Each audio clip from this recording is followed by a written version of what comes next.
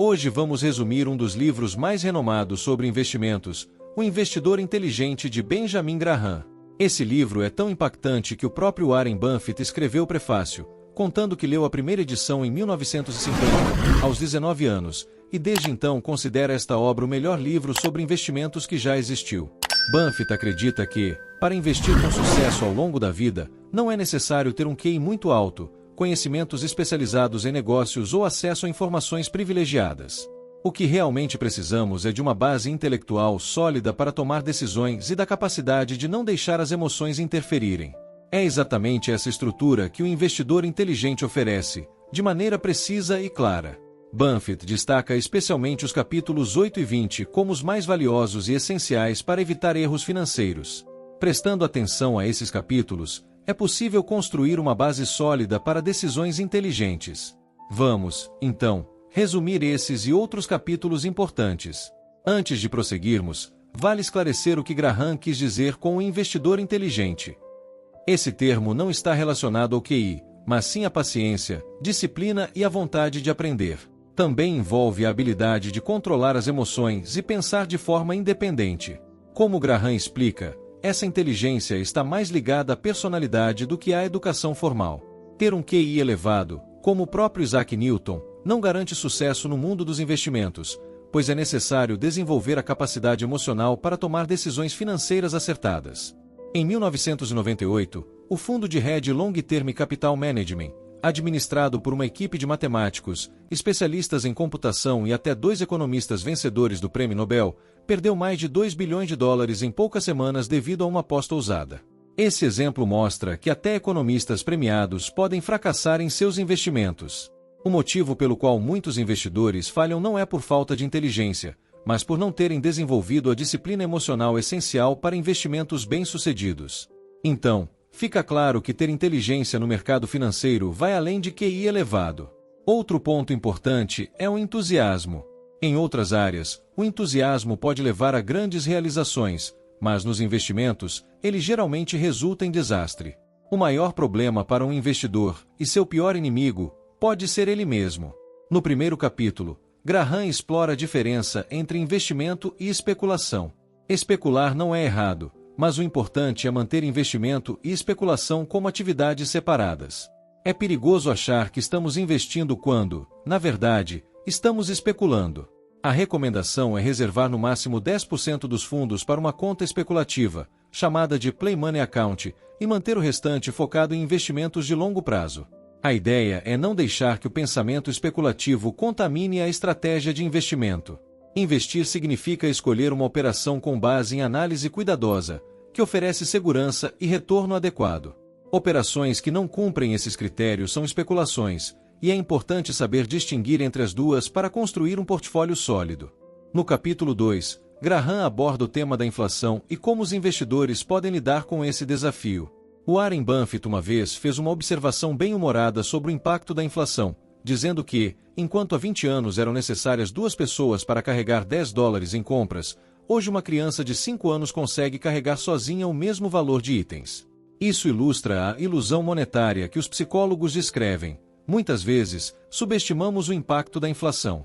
Por exemplo, se recebemos um aumento salarial de 2% em um ano, mas a inflação foi de 4%, ficamos em uma situação real de perda de poder de compra, embora o aumento faça parecer o contrário. Para medir o sucesso dos investimentos, não basta avaliar o lucro em valores absolutos, é crucial considerar o que realmente sobra depois da inflação. A inflação não vai desaparecer, então é necessário incluí-la na análise de qualquer investimento. Historicamente, as ações têm sido uma boa opção para proteger contra a inflação, superando o desempenho dos títulos, o que leva muitos a optar exclusivamente por ações.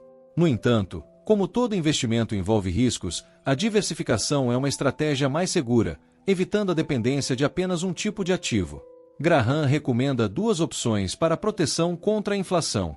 Primeiro, os fundos de investimento imobiliário, que investem em propriedades e tendem a ajustar seus aluguéis de acordo com a inflação. A segunda opção são os títulos do governo indexados, que acompanham a inflação. No final, ele reforça que o investidor inteligente deve sempre considerar a diversificação e a inflação em sua estratégia. No capítulo 3, Graham explica que a principal lição que podemos tirar de um século de mercado acionário é que o investidor inteligente nunca deve tentar prever o futuro com base no passado. Apenas porque algo aconteceu várias vezes não significa que ocorrerá novamente, e o mercado de ações não subirá indefinidamente. É essencial ter cautela e lembrar que, quando os preços das ações sobem, o investimento se torna mais arriscado, não menos. Graham levanta 3 questões importantes. 1. Por que os retornos futuros das ações deveriam ser sempre iguais aos do passado? 2. Se todos acreditarem que as ações são uma aposta segura a longo prazo, o mercado não ficará excessivamente supervalorizado. 3. E, se isso acontecer, como os retornos futuros podem ser altos? No capítulo 4, Graham diferencia os investidores entre passivos e ativos, ou defensivos e empreendedores. Ser um investidor passivo ou ativo não depende do nível de risco que se assume. Muitos acreditam que aqueles que evitam riscos devem obter retornos baixos, enquanto quem se arrisca mais ganha mais. Porém, para Graham, o retorno esperado está mais relacionado ao tempo e ao esforço que o investidor está disposto a dedicar. Outra ideia comum é que a idade deve determinar o risco do investimento. Consultores financeiros frequentemente sugerem uma alocação baseada na idade. Por exemplo, aos 25 anos, investir 25% em títulos e 75% em ações, assumindo que os jovens podem lidar melhor com a volatilidade do mercado. Esses capítulos reforçam a importância de uma abordagem equilibrada e consciente, em vez de depender de suposições e fórmulas rígidas ao investir. Por outro lado, se você já é mais velho, a recomendação comum é alocar a maior parte dos investimentos em títulos, pois são considerados menos voláteis e arriscados. Graham, no entanto, acredita que essa abordagem é equivocada. A idade não deve ser o fator determinante para o risco que você está disposto a correr. Em vez disso, faça a si mesmo algumas perguntas para entender sua capacidade de assumir riscos. Você é solteiro ou casado? Tem ou pretende ter filhos? Pretende apoiar financeiramente pais idosos ou pessoas doentes? Se é autônomo, qual é a durabilidade esperada do seu negócio? Que fatores podem impactar sua carreira? Quanto do seu salário pode ser reservado para investimentos e quanto você pode perder sem comprometer suas necessidades financeiras? Para cada tipo de investidor, Graham oferece diretrizes claras sobre a criação de um portfólio, com detalhes que merecem uma análise mais aprofundada no próprio livro. No capítulo 8, sobre a volatilidade do mercado e o senhor mercado, Graham traz uma analogia interessante. Imagine que você e eu possuímos ações de uma empresa privada que compramos por 1.000 euros. Além de nós, temos outro sócio, o senhor mercado, que diariamente nos informa o valor das nossas ações e nos oferece a chance de comprar ou vender. Ele, porém, é um sócio completamente instável. Às vezes seu preço faz sentido, mas na maioria das vezes é absurdo. Se formos investidores inteligentes, não deixaremos que a avaliação diária desse sócio excêntrico nos influencie. Pelo contrário, aproveitaremos para vender quando ele oferecer um valor elevado e comprar quando suas avaliações estiverem muito baixas, aproveitando sua instabilidade a nosso favor. Mas, fora esses momentos, o ideal é desenvolver uma visão própria sobre seus investimentos, baseada nos relatórios da empresa sobre suas operações e situação financeira. Como você já deve ter percebido, o senhor mercado é uma metáfora para a oscilação do mercado. Graham acredita que muitos investidores fracassam porque focam demais nas flutuações diárias do mercado, verificando constantemente o preço de suas ações e se deixando levar pelas mudanças imediatas. Pense bem, se você tivesse uma propriedade de investimento ou uma nova empresa, ligaria para o corretor várias vezes ao dia para perguntar o valor dela? Claro que não, certo? Mas, com ações, é comum que as pessoas façam exatamente isso, deixando-se influenciar pelas variações diárias do mercado. Esse capítulo é o favorito de Warren Buffett, que frequentemente fala sobre possuir negócios sólidos e manter-se neles por longos períodos, ignorando as oscilações de curto prazo. Para muitas pessoas, ações são apenas papéis que podem ser comprados e vendidos rapidamente. O que esquecem é que possuir ações é como possuir uma parte de uma empresa.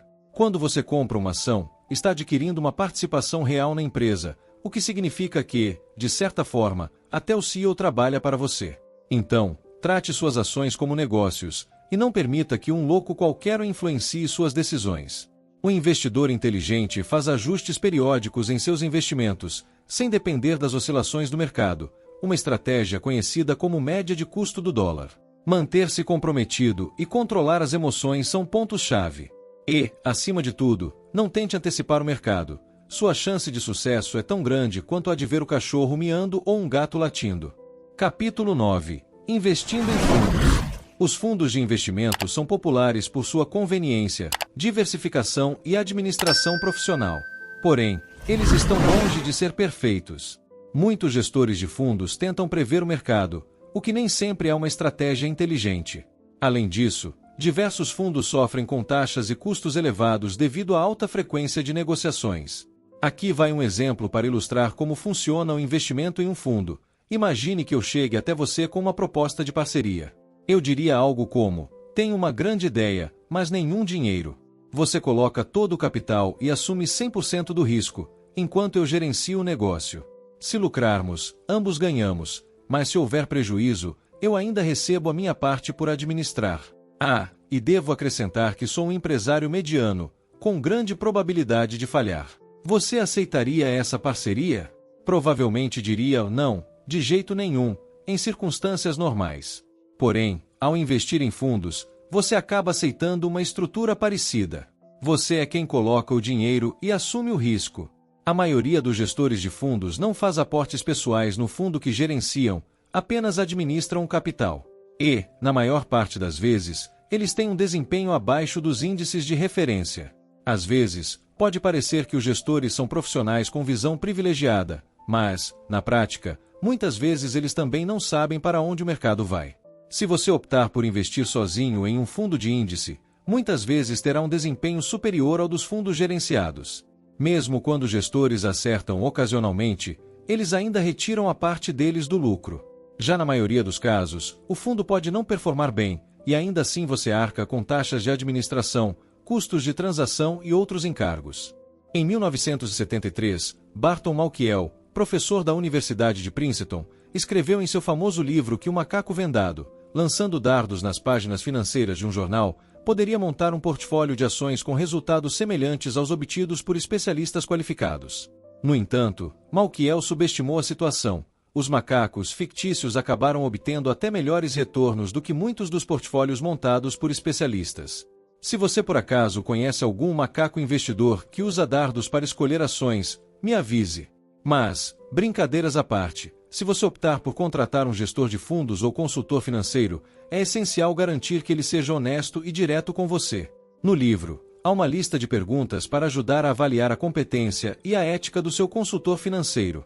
Infelizmente, muitos profissionais na área financeira fazem promessas persuasivas e conquistam a confiança dos clientes, evitando que investiguem mais a fundo seu trabalho antes de entregar seu futuro financeiro. Lembre-se do conselho de Ronald Reagan: confie, mas verifique. Faça sua própria pesquisa para se certificar de que o consultor escolhido realmente conhece os fundamentos do investimento e possui experiência no mercado. Para o investidor passivo, o autor recomenda escolher fundos de índice em vez de fundos gerenciados. Enquanto os fundos tradicionais selecionam ações específicas de acordo com as decisões de um gestor, os fundos de índice buscam replicar todas as ações de um mercado específico. Em outras palavras, em vez de tentar escolher apenas algumas ações vencedoras em uma cesta, você investe em toda a cesta, o que traz mais diversificação e menos dependência de apostas específicas. O S&P 500, por exemplo, é um índice que representa as 500 maiores empresas de capital aberto dos Estados Unidos. Quando você investe nele, está basicamente comprando uma pequena participação em cada uma dessas grandes empresas americanas. Os fundos de índice, como o S&P 500, têm taxas extremamente baixas e são uma excelente escolha para quem pretende manter o investimento por um longo prazo. A única desvantagem é que eles não são exatamente emocionantes. Você não vai impressionar ninguém comentando sobre como apostou na próxima grande empresa no churrasco com os amigos. Capítulo 20. Margem de segurança. Esse é o segundo capítulo que o Warren Buffett recomenda. A margem de segurança é frequentemente destacada por Benjamin Graham como segredo de um investimento inteligente. Basicamente, a margem de segurança é a diferença entre o valor real de uma empresa e o preço pelo qual você compra suas ações. Por exemplo, se uma ação vale 100 euros e você a compra por 75 euros, você tem uma margem de segurança de 25%. Nesse caso, se o valor da ação subir para 100 euros, o retorno sobre o investimento será de 33,3%. Quanto maior a margem de segurança, mais protegidos estamos contra o risco de algo dar errado. A principal regra de um bom investimento é não perder dinheiro, e a margem de segurança ajuda a reduzir essa probabilidade. O Warren Buffett admira tanto esse conceito que tem duas regras de ouro.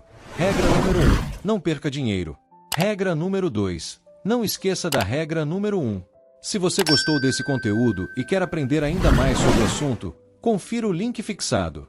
Lá, você encontrará uma seleção de livros que podem ajudar no seu desenvolvimento financeiro e ampliar seus conhecimentos sobre investimentos.